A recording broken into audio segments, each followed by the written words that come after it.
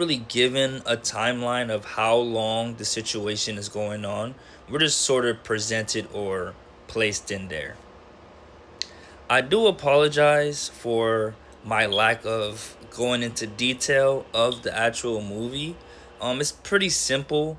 It's just a block or a 2 mile block radius family or 2 mile block radius neighborhood happens to be transported to prehistoric times and basically transported to a place where there's dinosaurs, and in their place the dinosaur area got transported to current time.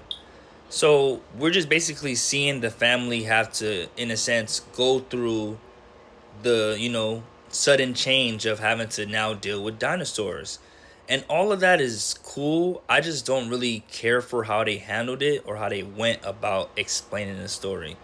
Overall, though, the good parts they did was the family aspect, the emotional turmoil, and overall, you just rooting for the family and wanting the best outcome.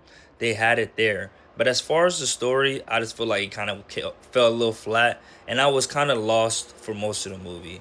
So, with that being said, I'm going to give End of Oak Street a 2 out of 5. I honestly can't recommend it, you know what I'm saying? Because I feel like that would be doing a disservice to my audience. But if this is something that I feel like, you know what I'm saying, if you feel like you're into, definitely go give it a try and definitely check it out.